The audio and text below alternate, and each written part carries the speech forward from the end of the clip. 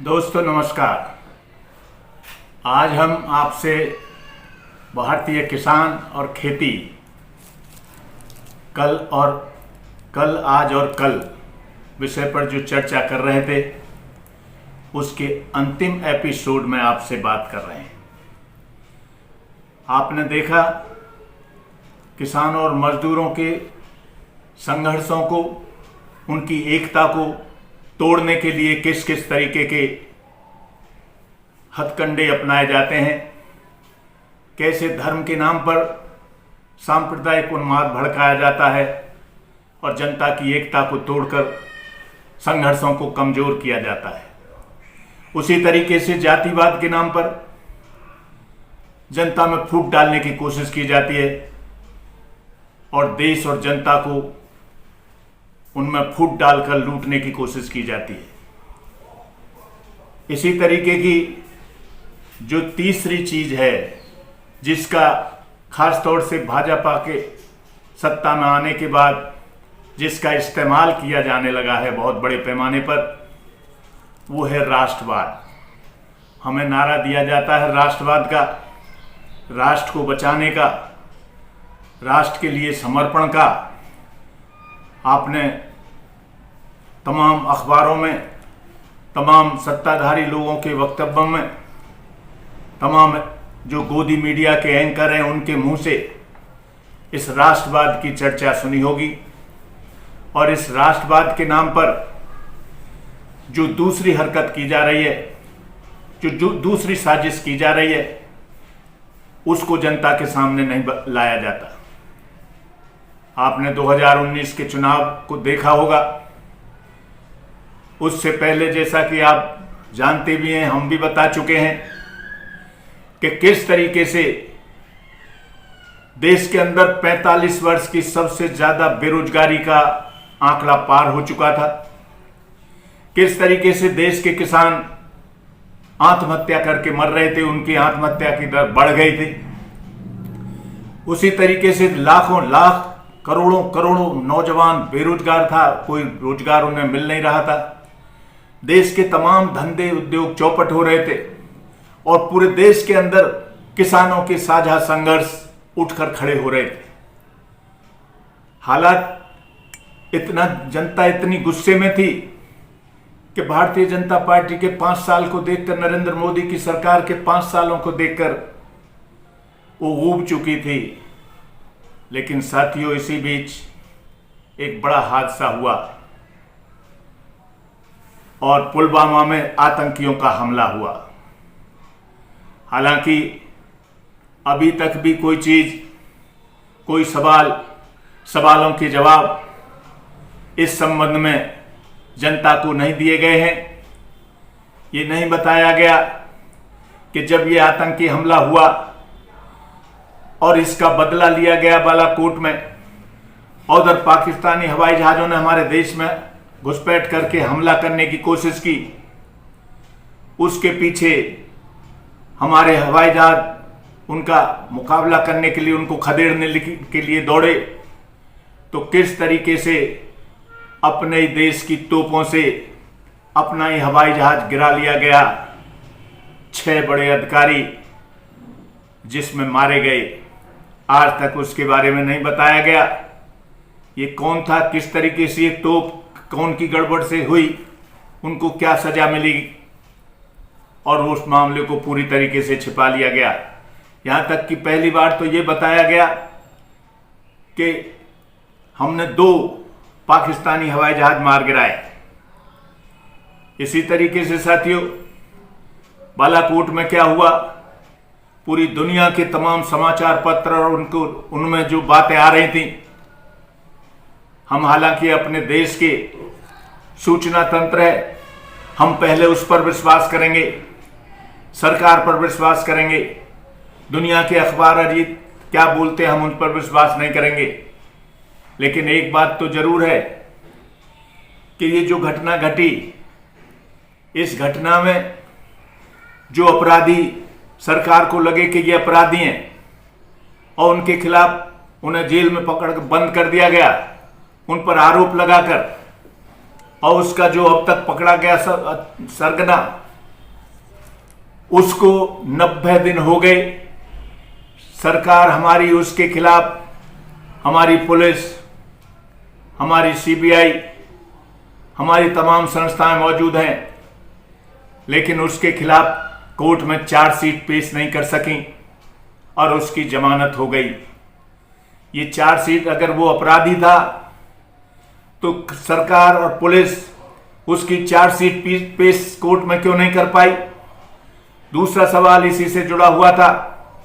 उसी दौरान जम्मू कश्मीर से दिल्ली 2 उग्रवादियों को पहुंचाने के लिए देवेंद्र सिंह नाम का व्यक्ति, डीएसपी पुलिस अधिकारी, जो उग्रवादियों को दिल्ली पहुंचाने के लिए जा रहा था और जिसने ये कहा था, जब अरेस्ट करने के लिए पुलिस उसको आई, अरेस्ट किया, तो उसने कहा कि बहुत बड़ा काम आप बिगाड़ देंगे, समझ लीजिए।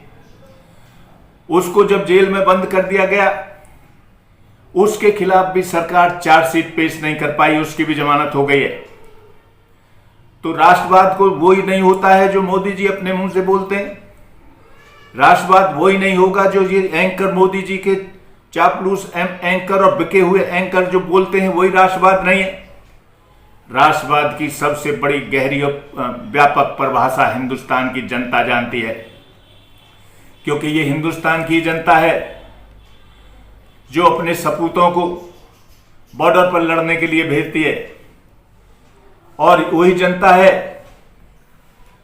किसानों, मजदूरों, मध्यम वर्ग के लोगों के वही हिस्से हैं जो देश को चलाने के लिए सारा अनाज से लेकर, खेत से लेकर, व्यापार से लेकर तमाम गतिविधियों को चलाते हैं, देश को संभालते हैं और उधर देश की रक्षा करते हैं।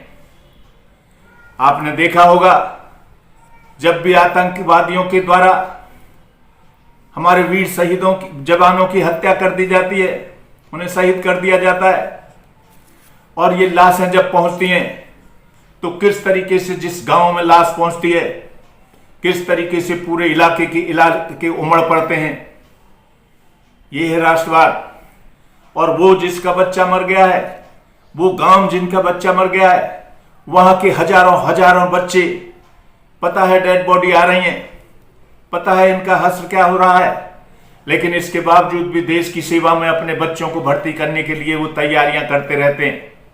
वहीं ऐलान करते हैं कि हमारा देश के लिए हम अपने दूसरे बच्चे को भी भेजेंगे। ये है राष्ट्रवाद।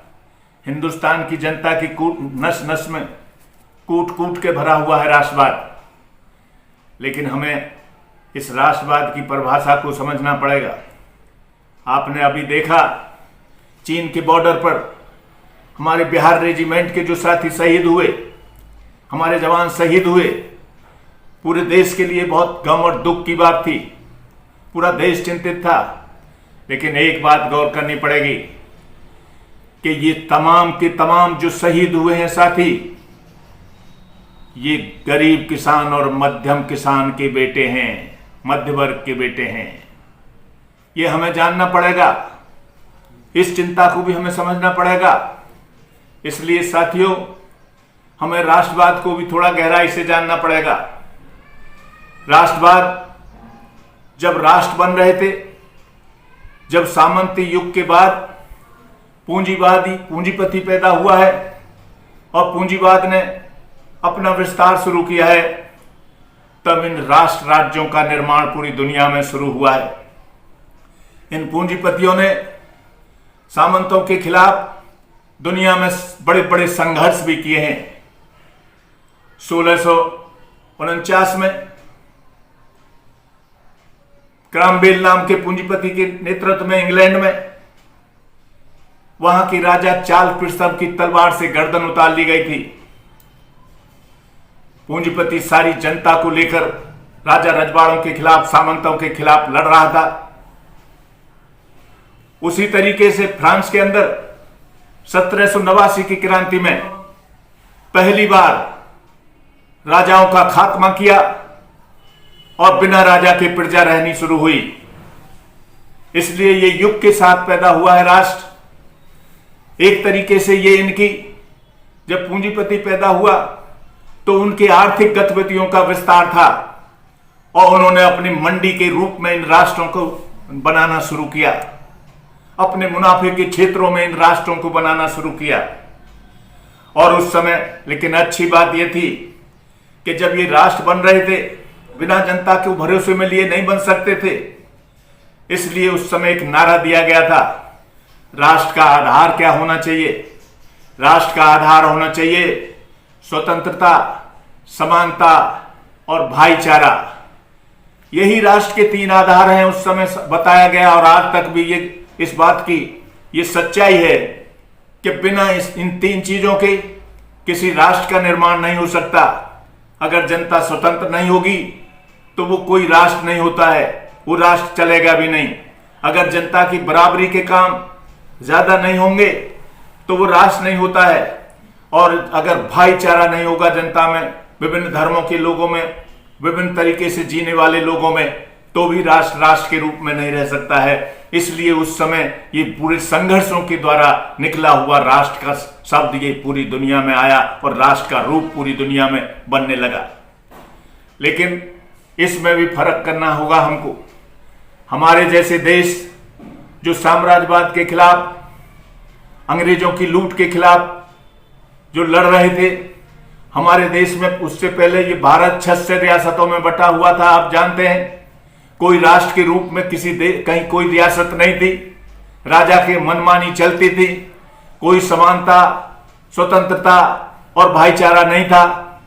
अतः उस समय जब अंग्रेजों के खिलाफ लड़ाई शुरू हुई तो देश के सारे हिस्से, सारे राज्यों के हिस्से और तमाम धर्मों के लोग, हर जाति बिरादरी के लोग, हर तरह से जीने वाले लोग एक साथ साझा संघर्ष में शामिल हुए। और एक ही लक्ष्य उनका था कि किस तरीके से अंग्रेजों को देश से बाहर किया जाए और देश को आजाद किया जाए। साथियों, इस आजादी की लड़ाई में जो भारी कुर्बानियां हुई हैं वो आप जानते हैं।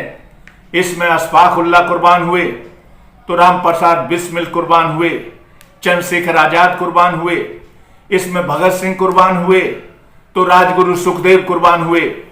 हर मजहब से, हर जाति से, हर क्षेत्र से लोग मिलकर सिर्फ उनके सामने एक लक्ष्य था, किस तरीके से अंग्रेजों को यहां से भगाकर हम गुलामी के जुए को उतार फेंकें और एक स्वतंत्र राष्ट्र का निर्माण करें। ये उनका लक्ष्य था। साथियों, इस आजादी की लड़ाई के दौरान जो संघर्ष हो रहा था, उस संघर्षों में जाति बिरादरी के लिए कोई जगह नहीं थी। सारी बिरादरियों के लोग, ब्राह्मण से लेकर दलित तक के लोग सब जुट गए थे, सब एकजुट हो गए थे।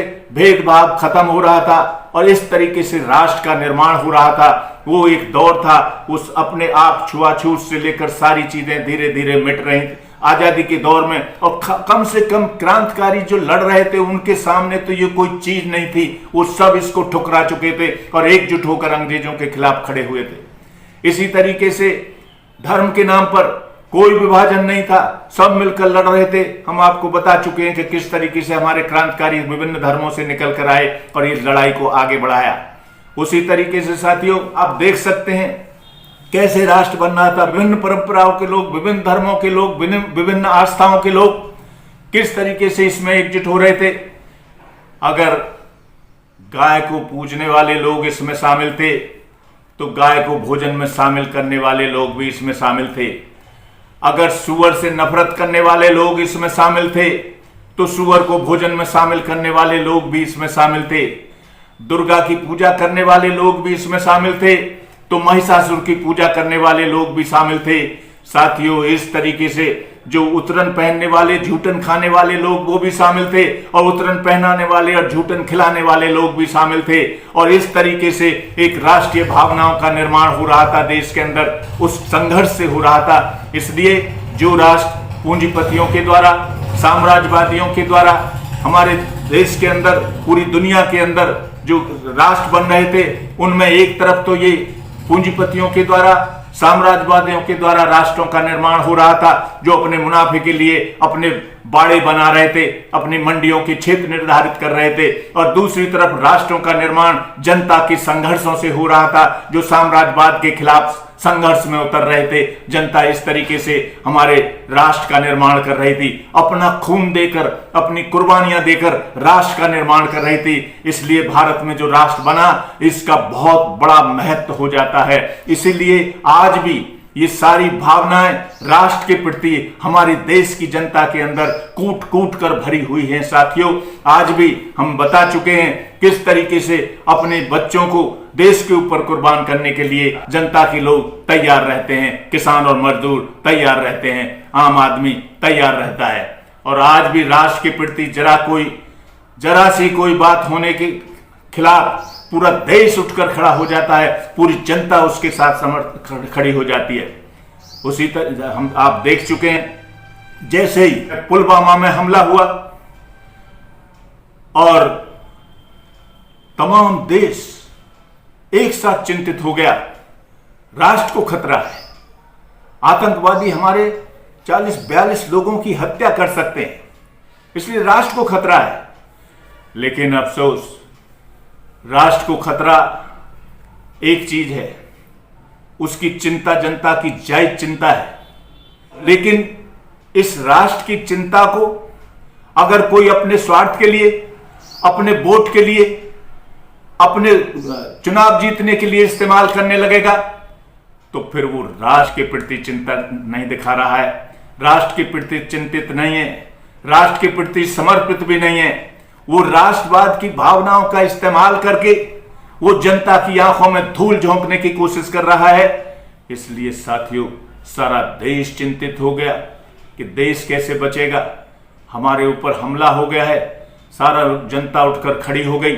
जो गुस्से में थी मोदी और भाजपा के खिलाफ, वो भी चिंतित हो गए और उनको लगा, लेकिन तमाम मीडिया ने, ये जो गोदी मीडिया है, ये देशद्रोही मीडिया है, इसने प्रचार किया कि इस समय राष्ट्र को खतरा है और इस राष्ट्र में इस समय सिर्फ यही अकेला मसीहा है, ये मोदी है जो देश को बचा सकता है। इसलिए इस जनता को ये समझ में आया, ये सही कह रहे हैं, मोदी है जो बचा सकता है, और उसने अपना ध्यान बदल दिया और भी बड़े बहुमत से भारतीय जनता पार्टी को देश की गद्दी पर बैठा दिया। साथियों, ये है जैसे सांप्रदायिक सवाल पर, धर्म के सवाल पर जनता की आंखों में धूल झोंकी जाती है, जैसे जाति के नाम पर जनता की आंखों में धूल झोंकी जाती है, उसी तरीके से राष्ट्रवाद के नाम पर भी जनता की आंखों में धूल झोंकने का काम हो रहा है। आप सोच सकते हैं कि ये कैसा राष्ट्रवाद है।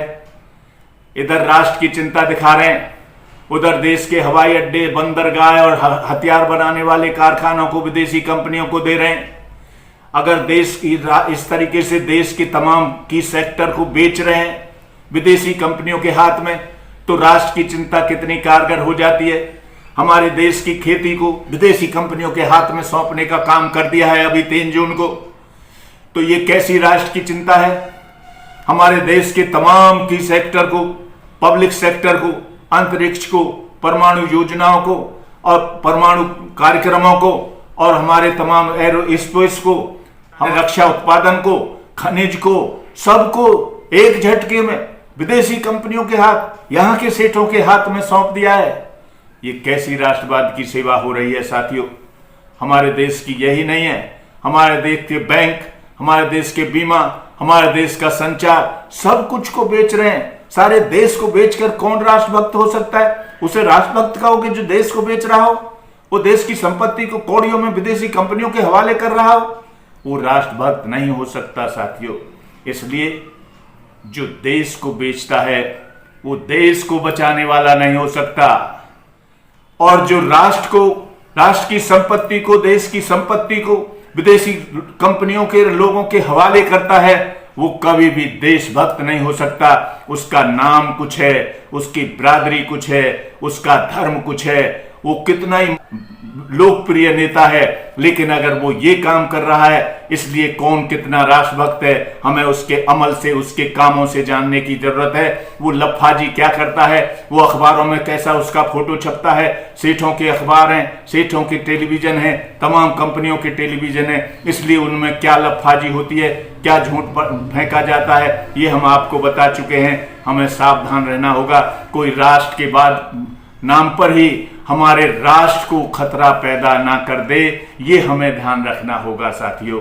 अब हमारे सामने सवाल पैदा होता है, जब ये सारी चीजें हम इतने वीडियोज के अपने उसमें देख चुके हैं, 1857 से लेकर 2020 तक की हम खेती के अंदर जो नीतियां अपनाई गई, खेत किसानों का जो हाल होता रहा है, किस तरीके से खेती का विकास हुआ है, फिर किस तरीके से विकास की नीतियों को पलटा जा रहा है, हमने इतने दिन से देखा है। लेकिन आज हमारे सामने, किसानों के सामने, मजदूरों के सामने, खेत मजदूरों के सामने, तमाम कर्मचारियों के सामने, अध्यापकों के सामने, तमाम बुद्धिजीवियों के सामने, दस्तकारों के सामने, नौजवानों, छात्रों के सामने और तमाम व्यापार दुकानदारों, व्यापारियों के सामने, छोटे छोटे उद्योगों के सामने आज एक सवाल खड़ा है कि ये देश विदेशी कंपनियों का चरागाह बन जाएगा अगर वॉलमार्ट के लिए खुदरा व्यापार खोल दिया जाएगा और वॉलमार्ट यहाँ की छोटी छोटी दुकानों को सबको खा जाएगा, यहाँ के व्यापार को खा जाएगा।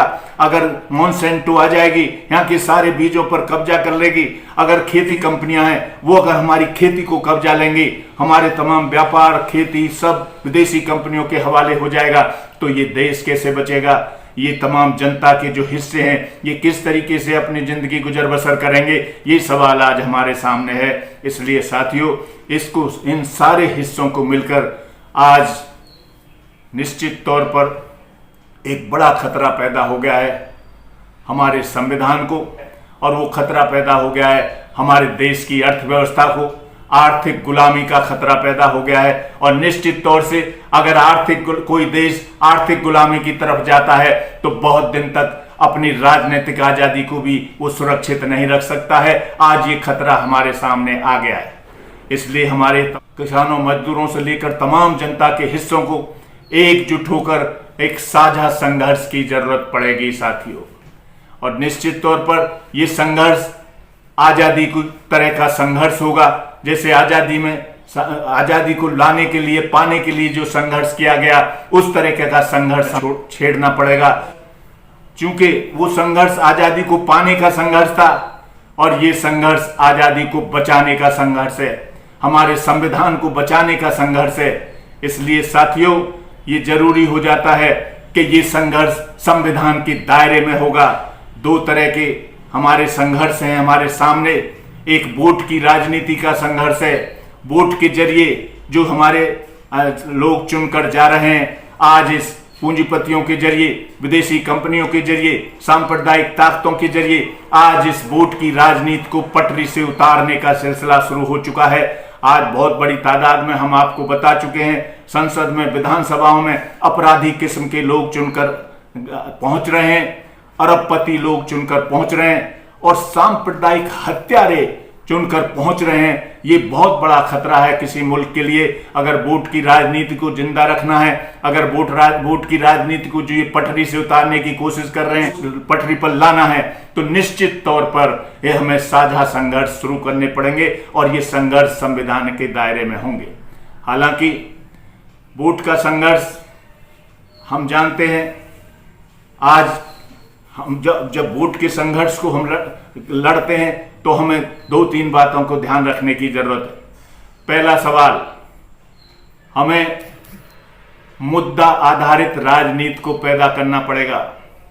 मुद्दों पर आधारित राजनीति हो, हमारी जिंदगी से जुड़े सवाल, खेती के सवाल, व्यापार के सवाल, हम रोजगार के सवाल, पढ़ाई के लिखाई के सवाल, स्वास्थ्य के सवाल, इन सारे सवालों को राजनीति के पटल पर लाना होगा। जो पार्टियां चुनाव में आती हैं उनके एजेंडा में देखना होगा क्या लागू कर रहे हैं। अगर लागू नहीं करते हैं तो उनके खिलाफ ये जो संघर्ष हमारा चलता है वो तय करेगा कि किसको वोट देना है, किसको नहीं देना। साथियों, एक तो ये मुद्दा आधारित राजनीति को पैदा करना पड़ेगा। व्यक्ति आधारित राजनीति की बजाय मुद्दा आधारित राजनीति को हमें पैदा करना पड़ेगा। हमें ये भी जानना पड़ेगा कि अब सिर्फ नेता ही बदलने की जरूरत नहीं है, हमें नीतियों के परिवर्तन की भी जरूरत है।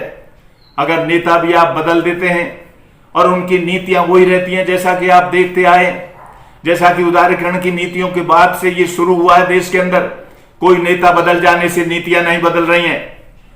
इसलिए उसका फायदा देश की दुश्मन ताकतें, सांप्रदायिक ताकतें और साम्राज्यवादी ताकतें उठा रही हैं और देश को तोड़ने की कोशिश कर रही हैं। इसलिए हमें नेता बदलने के साथ साथ नीतियों को बदलने का काम भी शुरू करना पड़ेगा साथियों।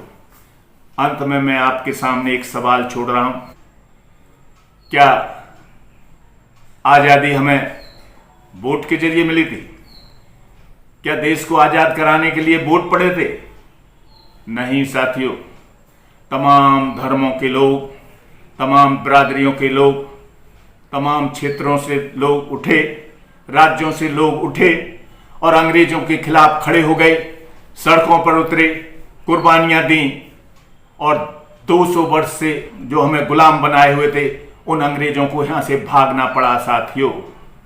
तो आज अगर हम तमाम किसान और मजदूर और तमाम व्यापारी से लेकर दुकानदार से लेकर छात्र और नौजवान और सारे हिस्से अगर हम एकजुट होकर खड़े होते हैं देश की आज़ादी को बचाने के लिए, देश की संविधान को बचाने के लिए, तो निश्चित तौर पर आज हमारे देश की तरफ, हमारे खेत की तरफ, खेती की तरफ कोई आंख उठाकर नहीं देख सकता, हमारे व्यापार की तरफ कोई आंख उठाकर नहीं देख सकता और हमारे जो देश और संविधान है उसकी तरफ कोई आंख उठाकर देख नहीं सकता। इसलिए इस एकता की जरूरत है, इस एकता की जरूरत है। इस एकता के बिना बनाए ये खतरा हमेशा मौजूद रहेगा कि एक हीरो पैदा होगा, मसीहा पैदा होगा, क्योंकि मसीहा पैदा करना, हीरो पैदा करना इन अखबारों का, टेलीविजन का मामूली काम है। जिसे चाहे उसे बनाकर खड़ा कर देते हैं। आज यही स्थिति हमारे सामने है। देश के दुश्मन को भी देश की गद्दी पर बैठाने का काम कर सकते हैं।